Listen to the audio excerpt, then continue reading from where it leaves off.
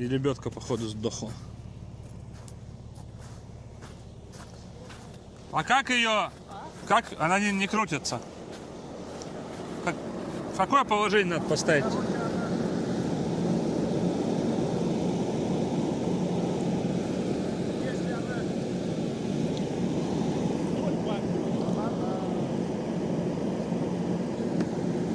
Сейчас, погоди.